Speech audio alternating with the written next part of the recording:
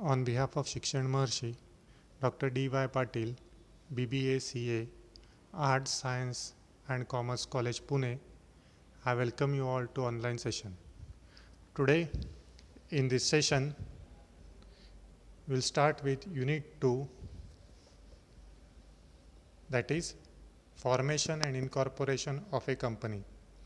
In this unit, we will see the different stages in the formation and incorporation of a company. We will see stages like promotion.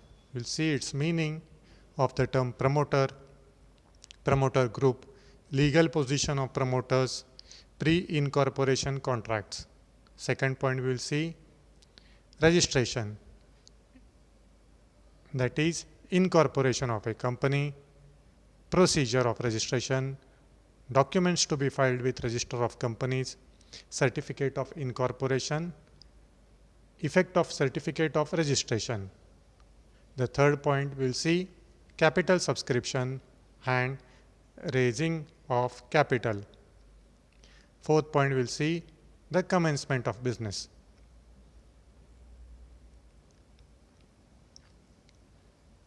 As we have discussed in our first slide, there are basically four main stages of formation of a company. First stage is promotion, and the major events in this stage are the discovery of idea by the promoter. Second, detailed investigation. Third, assembling, and fourth, incorporation. Second stage of company formation are incorporation or registration.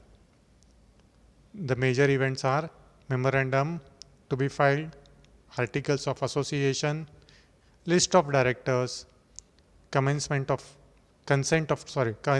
directors, undertaking to take up qualification shares, and statutory declaration. The third is capital subscription or flotation. Major events are permission from SEBI, that is Stock Exchange Board of India, appointment of brokers, agents, underwriters, etc., issue of prospectus, and application for listing and allotment. The last stage of formation of company is commencement of business. The major events in this stage are copy of prospectus, return of allotment, minimum subscription, qualification shares, permission for listing, and statutory declaration. These are the four main stages of company. Now we will see one by one what happens in each stage. First stage, as we have discussed, is promotion. Now we'll try to understand who is a promoter and what does promotion means. A promoter is an individual or a firm or a company, an institution, or even a government department can be a promoter. Promoter is who conceives the idea of exploiting a business opportunity, that is, he sees the business opportunity. He examines the idea, whether it is worth working, arranges factors of production like man, money, material, and machine, and forming a profitable enterprise. The promoter identifies business opportunities, make detailed investigation regarding the business opportunity. He arranges the factors of production, analyzes its prospectus, make financial arrangement, combine them into profitable business venture, and initiate steps to form a company. In simple words, to say that promoter is the person who starts the company. Now we'll try to find out what is the legal position of a promoter. As we have said, promoter starts the company. Thus, promoter is neither an agent nor a trustee of the company before its formation. Before its formation means before its registration, that is incorporation. He is neither an agent nor a trustee. His position stands in a fiduciary relation of trust and confidence towards the company. This relation of trust and confidence require the promoter to make a full disclosure of all material facts relating to the formation of the company. Means the promoter is neither an agent nor a trustee of the company, but his relation is of a fiduciary. Means what? It is built on trust and confidence towards the company. Thus, the promoter should act honestly and should not make any secret profit at the expense of the company he promotes. Thus, we can say that the promoter of the company is accountable to it for all the money secretly obtained by him from the company. So, as far as legal position is concerned, his legal position is of a fiduciary type, means built on trust and confidence. Now, we will see what are the different functions and duties of promoter.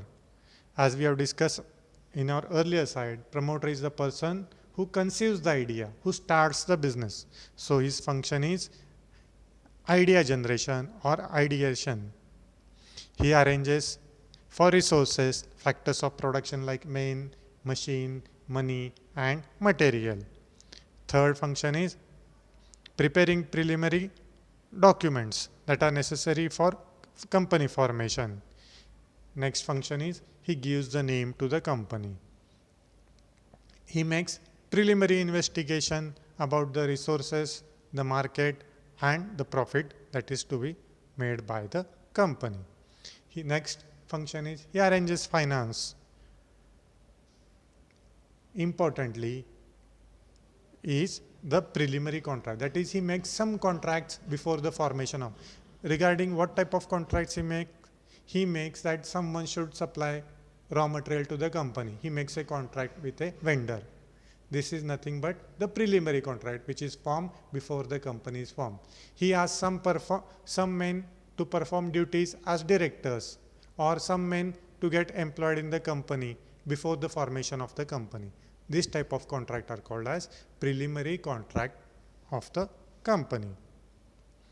Next function of promoter is he appoints bankers, brokers, solicitors and underwriters. Last is obtain license for company formation.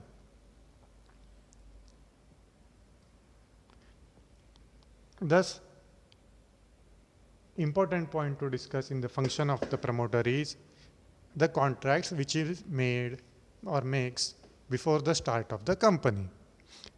Such type of contracts are called as pre-incorporation contracts or the preliminary contract.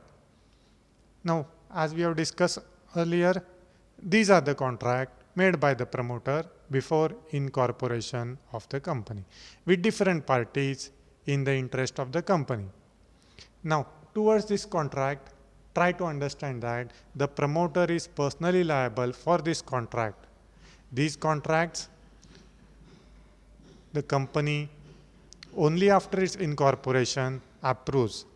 If these contracts are not approved by the company, the promoter will be personally liable for this contract. That is why the promoter has to be very cautious in making the contract. So, in case of preliminary contracts or pre-incorporation contracts, these contracts have to be approved by the company after its formation.